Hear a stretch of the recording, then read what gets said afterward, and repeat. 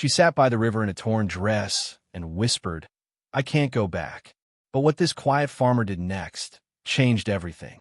The sun was beginning to dip behind the trees when Samuel Gray guided his cart along the narrow dirt path near the riverbank.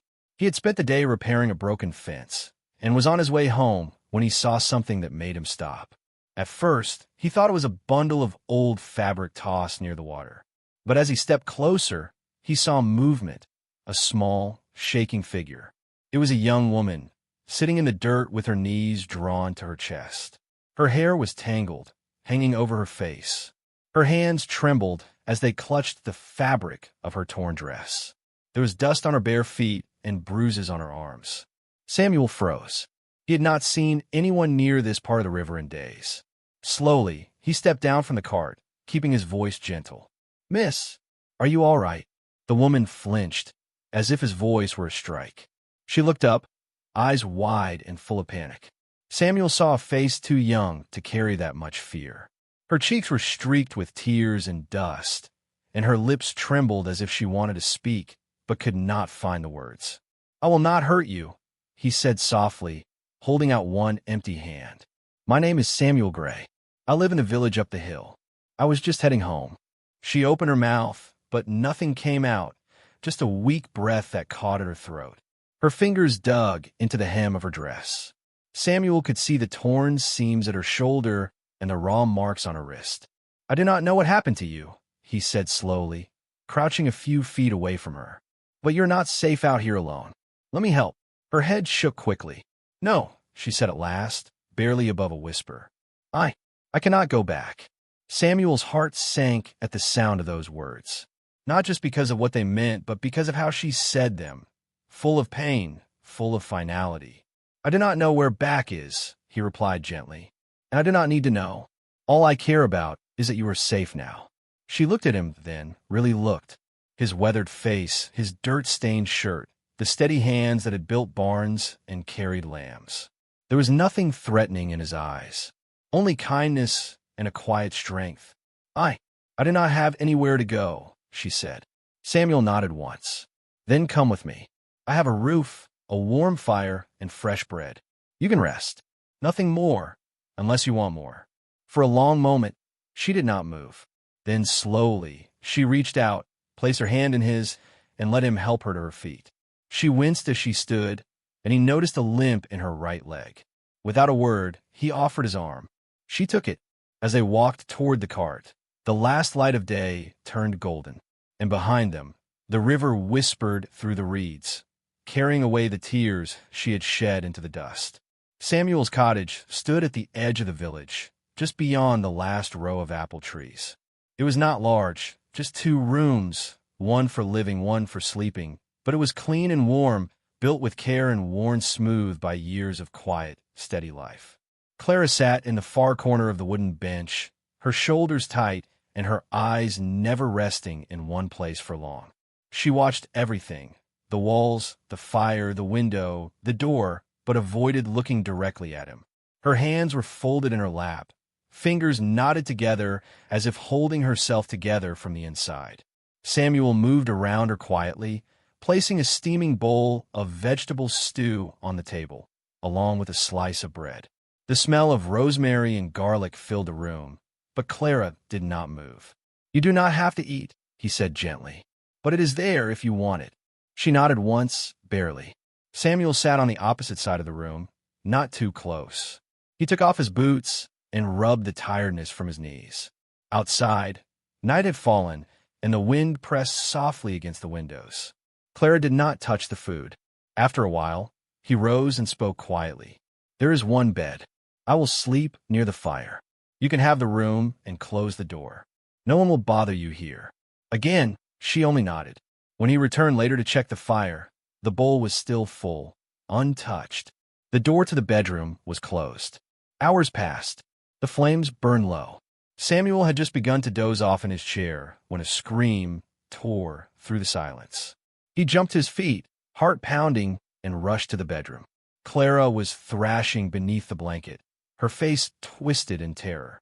No, let me go," she cried, fist clenched. Samuel stopped at the doorway, not wanting to frighten her more. Clara, he said softly, you are safe. It is only a dream. Her eyes flew open. For a moment, she looked lost, caught between the dream and the real world. Then she saw him, and her breathing slowed. I'm sorry, she whispered, tears shining on her cheeks. I did not mean to wake you. You don't have to be sorry, Samuel said. It happens. She sat up slowly, wiping her face. Her voice was hoarse. I ran away. Samuel did not speak. He waited. I was supposed to marry a man today. A powerful man. My father made the match. And you said no? He asked gently. I said nothing. I just left. Her voice trembled. I saw what he did to someone else. To a girl who worked at the house. I knew if I stayed, it would be me next. Samuel looked at her in the dim light. Her face was young, but something in her eyes looked much older, something that had seen too much. You did what you had to do, he said finally. You listened to yourself. That takes courage. Clara looked down at her hands. It did not feel brave. It just felt necessary. Samuel nodded. That is what real courage often feels like. She lay back down then, silent, and pulled the blanket to her chin. He stood at the door a moment longer before returning to the fire. And as the wind moved softly outside, two strangers slept under the same roof, one with a secret and one with the quiet patience to wait for it. The morning light came gently through the windows, painting soft golden lines across the wooden floor. Samuel was already up, boiling water on the stove and slicing bread. Outside, the birds had begun their usual song, and a light breeze stirred the apple blossoms. Clara stepped quietly into the kitchen, her bare feet careful on the wooden boards. Her hair was brushed now, though still slightly tangled, and she wore one of Samuel's spare shirts, its sleeves rolled neatly at her elbows. There was color in her cheeks again, but her eyes still carried shadows. Samuel nodded toward the table. Sit. Tea's ready. She obeyed without a word, wrapping her fingers around the warm cup he placed in front of her. For a while, neither of them spoke. They sat across from one another in the small kitchen, listening to the fire crackle and the wind move through the grass outside. Then Clara spoke. Her voice was calm, but every word seemed to cost her something. It happened on the morning of the wedding, she said. I was upstairs, waiting for the dressmaker. One of the maids was cleaning the hallway. Her name was Anika. She was maybe 16. Samuel said nothing. He watched her quietly. She came into my room by mistake. I was brushing my hair. She looked frightened, shaking. I asked her what was wrong. She didn't want to say, but I made her sit down. She was crying. Clara paused, then stared into her tea. She told me my fiancé had cornered her in the cellar. That her voice caught, that he did things, hurt her. Samuel's jaw tightened slightly, but he did not interrupt. I ran downstairs. I found him laughing in the parlor with his friends. I said nothing. I walked past him out the door, and I took the old mare from the stable. I rode until the saddle broke, and then I walked until I could not walk anymore. She lifted her eyes. They were glassy with tears, but steady. That is how I ended up by the river. Samuel nodded once, slowly. Then he leaned back in his chair and stared at the steam rising from his own cup. He spoke only when the silence had grown soft again. You did the right thing. Clara blinked, surprised. Even if the whole town turns against me. Samuel met her gaze. Even then, you still have your soul. For a moment, something shifted in her. The tension in her shoulders softened. Her fingers loosened their grip on the cup. I thought I would feel free, she said quietly, but I only feel lost. Samuel gave a gentle smile.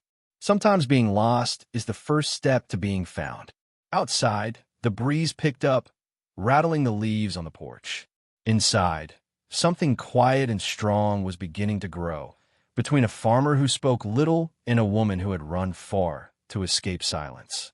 That afternoon, the wind turned colder. Samuel stacked firewood near the door while Clara swept the small porch in silence. They worked without speaking, moving in a quiet rhythm that felt strangely natural, like two people who had always known how to move around each other. When the last log was placed beside the door, Samuel wiped his hands on his trousers and looked at her. She was standing still, eyes on the distant hills. I cannot go back, she said softly, without turning around. He waited. My father will never forgive me, she continued. Not because I ran from a man like Leonard's son, but because I embarrassed him.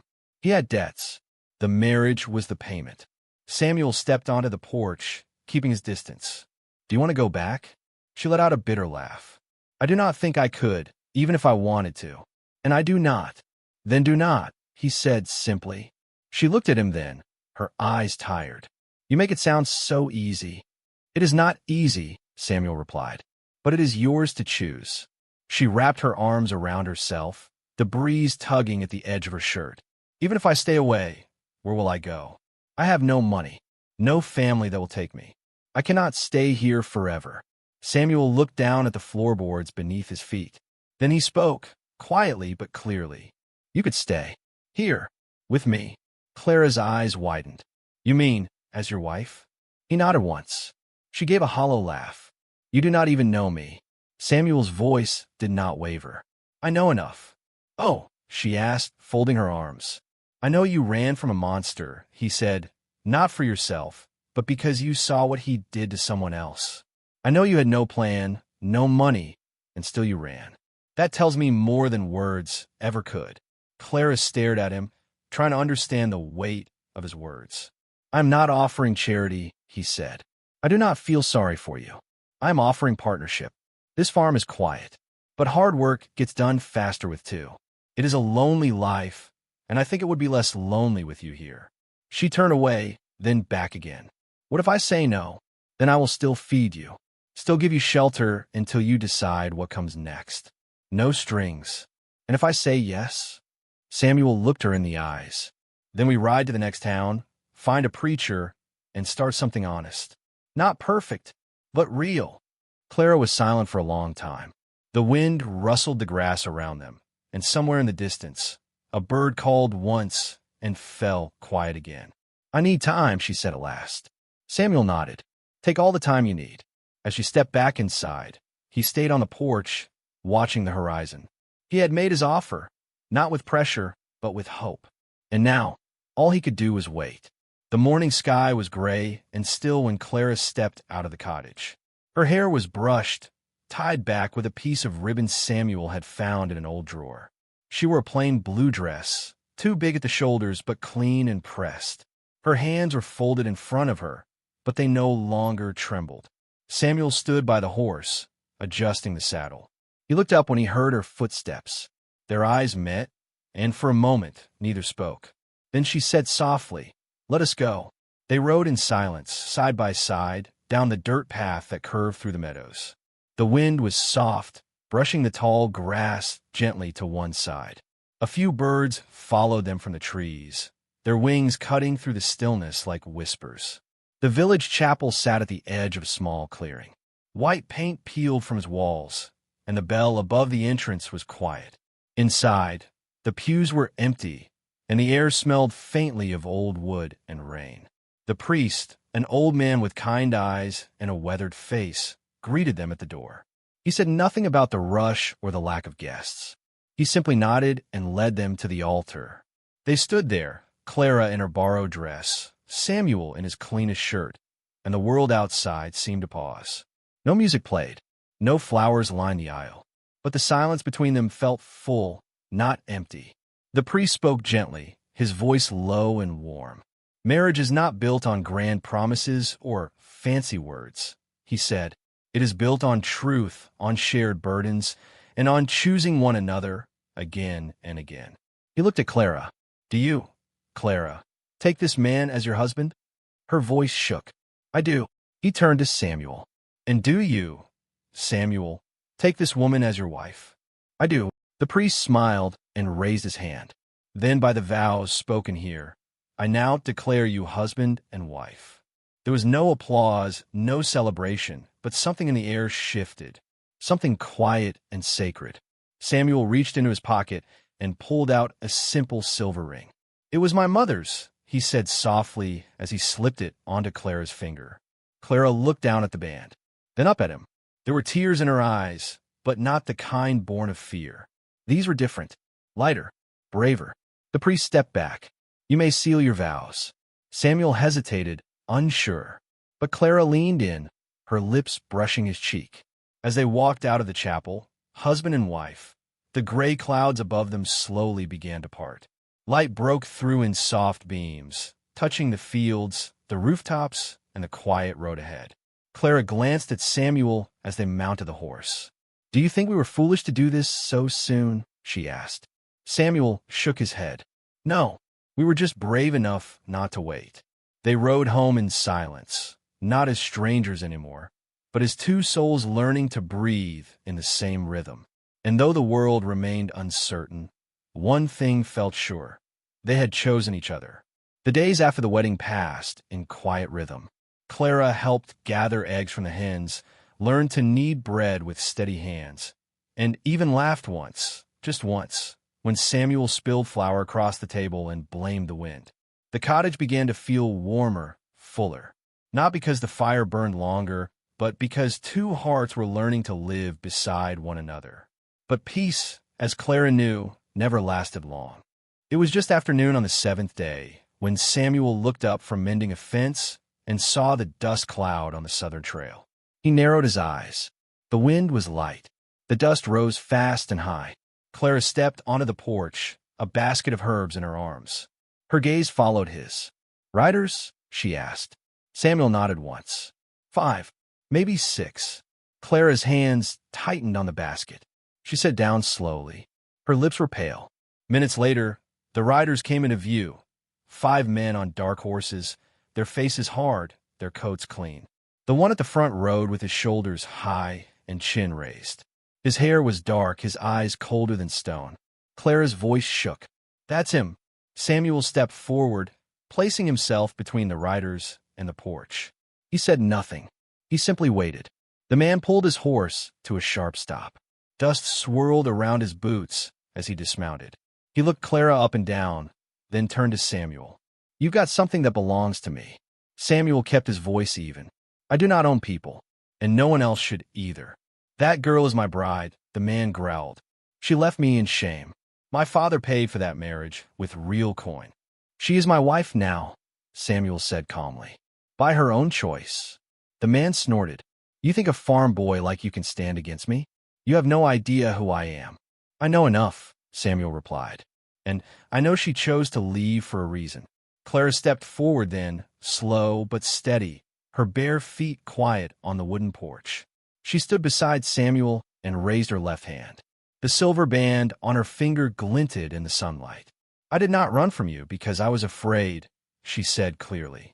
"I ran because I saw who you really were." One of the riders shifted in his saddle, uneasy. Another glanced away. Leonard's son clenched his fists. "This is not over," he hissed. "You will regret this." "Maybe," Samuel said, "but not today."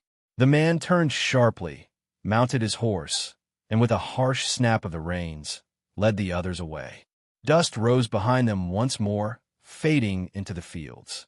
Clara let out a slow breath. Samuel turned to her. "Are you all right?" She nodded, though her face was pale. "They'll be back." Samuel's jaw tightened. "Then so will I." They stood in silence, the breeze lifting the edge of her hair, the house behind them still and waiting. Trouble had come riding that day, but had not broken them. Not yet. 3 days passed after the riders came and went. The farm held its breath. Every sound, the creak of a door, the bark of a dog, the wind in the chimney, felt louder than before. Clara tried to go on as usual, but the tightness in her shoulders never left.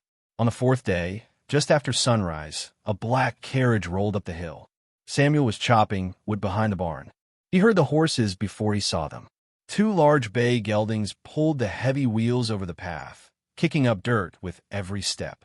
Behind them sat a tall man in a dark coat, his posture stiff, his eyes sharp.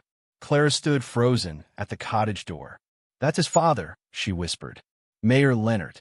Samuel walked slowly to the front of the house, wiping his hands on his trousers.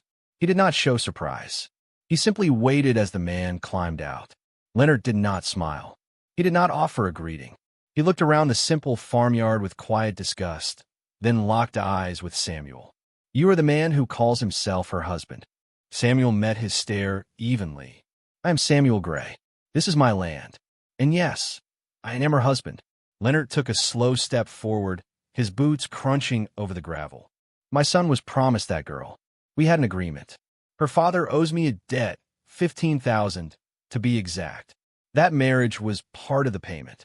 She is not currency, Samuel replied.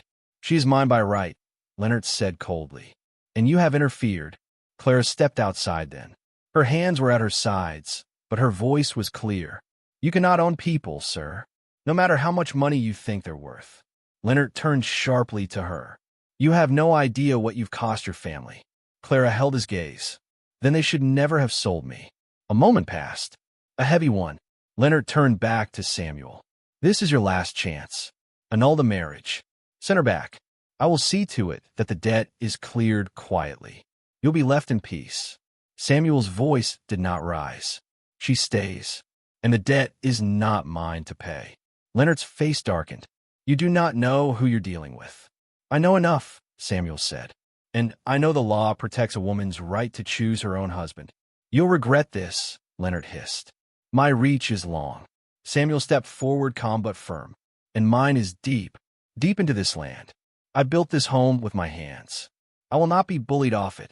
Leonard stared at him for a long moment, then turned, climbed back into his carriage, and snapped the reins.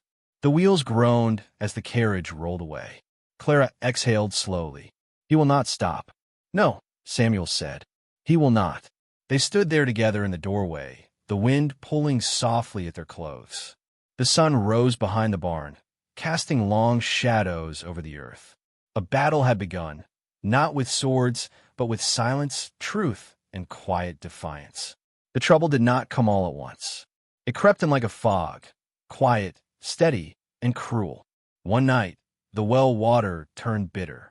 Samuel tasted it first, then spat it into the dirt. Clara tried to boil it, but the smell remained sharp, metallic. They drew fresh water from the creek until Samuel could clean the well.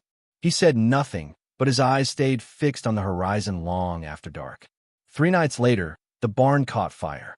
It began with a strange sound, crackling, soft at first. Then the orange light spilled into their windows, flickering across the walls like ghosts. Samuel was already out the door when Clara screamed his name. The flames rose fast, hungry and wild.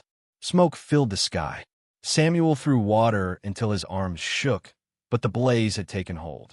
By morning, the barn was black ash, and one of their young horses limped from the edge of the field, its legs scorched and bleeding.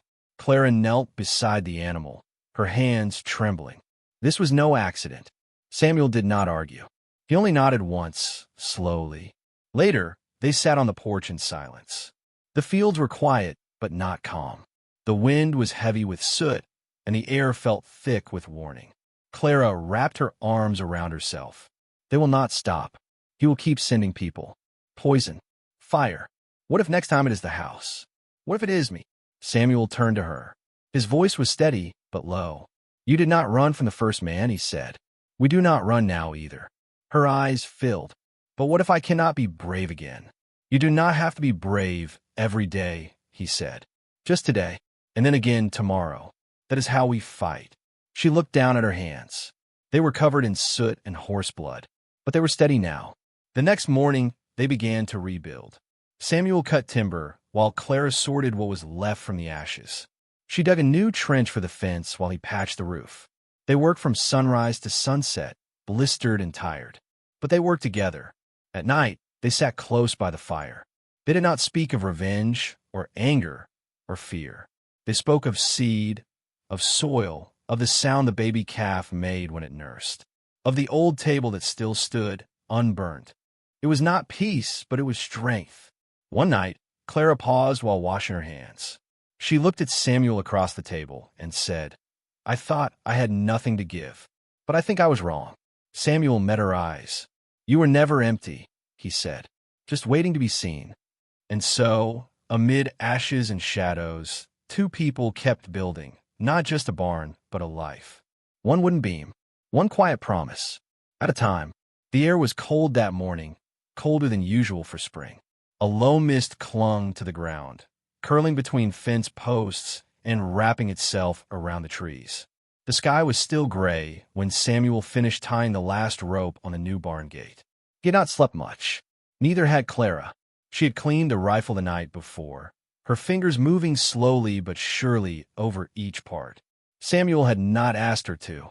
She had simply said, "I want to be ready." They had rebuilt the barn, repaired the well, nursed the horse back to health. But they knew something was still coming, and it came with the sound of hooves. Samuel heard them first, fast, heavy, not the calm rhythm of passing travelers. He stepped into the yard, eyes narrowed, as 5 riders broke through the mist. Leonard's son rode at the front. He did not wear his usual fine coat. He wore dark leather, and a pistol hung openly at his side. His face was set like stone. Behind him, the others carried rifles slung across their backs. "This is the last time I ask," Leonard's son called out. "You can walk away. Give her back. Or we end this now." Samuel did not move. "You are trespassing." The man laughed. "You still think law matters here? I think truth matters. You really believe one broken farmer and a runaway bride can stand against my family?" Samuel stepped forward. "We already have." The man's hand twitched toward his weapon. But before anyone could blink, a single shot rang out, sharp and clear. A bullet hit the dirt just inches in front of his horse's front hoof. The animal reared, snorting. One of the riders swore and grabbed the reins. All heads turned toward the porch. Clara stood there, rifle in hand, shoulders squared, eyes burning. Smoke still curled from the barrel. Her voice was steady. "The next one will not miss." For a heartbeat, no one moved. Then came a second sound. Hooves again, but slower, measured. From behind the barn, a group of men on horseback emerged. At their front rode Elder Hammond, the village elder, wearing his long coat and carrying the flag of the local guard. Behind him, 2 young constables held rifles across their saddles. Leonard's son turned, startled. "You are under arrest," Elder Hammond announced, "for threats of violence, destruction of property, and unlawful intimidation." "You have no proof," the man began. "We do," the elder interrupted. "Witnesses, evidence, and a community that has seen enough of your family's cruelty." One by one, the riders behind him dropped their weapons. Only Leonard's son remained still, his jaw tight. Then Samuel spoke once more. "It is over." Leonard's son looked at Clara, looked at the rifle, looked at the guards, and finally he dismounted. As they led him away in shackles, the mist began to lift. The first golden streaks of sunlight broke through the trees. The yard was still, but filled with a new kind of silence. A silence that meant something had ended, and something else had just begun. The days turned warm again, and the land began to heal. The ash from the barn fire had long since been cleared. New timber stood tall where old had fallen. Seeds were planted in straight rows. Chickens clucked in the yard. The rhythm of life returned, not as it was, but stronger, deeper. Samuel and Clara worked side by side, not as strangers bound by law, not even as husband and wife in name alone. They had become partners. Clara no longer flinched at every noise. Her hands, once bruised and unsure, now milked goats and guided young vines with gentle certainty. She learned the names of each animal, the signs of coming weather, the feel of healthy soil. In the evenings, she read aloud by the fire, her voice soft and steady, while Samuel mended tools or simply listened. Samuel changed, too. His silences were not so long anymore. He smiled more often, real, quiet smiles that reached his eyes. He had always known how to build, how to grow, but now he was learning how to share. The past still lived in the corners of their minds. It came in dreams, in distant memories, in the echo of old fears. But it did not rule them. Not anymore. One morning, the wind was soft and cool. A light fog hung over the field, and the sky blushed pink at the edges. Clara stood barefoot in the garden, her dress brushing the tops of the wildflowers. Samuel came from the barn with hay on his sleeves, the scent of work fresh on his clothes. She turned when she heard his steps and met him halfway. Without a word, she reached for his hand and placed it gently on her belly. It was still flat, still quiet, but full of promise. Samuel looked at her, searching her face. "We are not alone anymore," she whispered. He did not speak at first. His hand stayed there, unmoving, and then it closed gently, protective, amazed. "You're sure?" he asked. She nodded. "Yes." He let out a slow breath and pulled her into his arms. She rested her head on his chest, and for a while, they simply stood there, two souls who had found each other through smoke and ruin and silence. The farm around them, once scarred by fire and fear, now held something new. Laughter would soon echo in the barn. Little feet would run through the grass. A cradle would rock gently beside the hearth. And the land, once marked by pain, would be stitched with joy. Clara looked up at him and smiled. "We built this," she said. Samuel kissed her forehead. "And we'll keep building. Together." The wind moved through the trees with a quiet song. The same trees that had once whispered warnings now carried peace. And as the sun climbed higher, it bathed their little home in light. They turned toward the cottage, hand in hand. Behind them, a past they had faced. Before them, a future they would grow. Together. If this story touched your heart, we'd love to hear from you.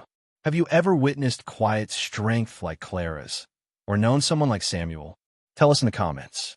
And if you believe in love that grows from courage, kindness, and simple choices, please like, share, and subscribe to support stories like this one.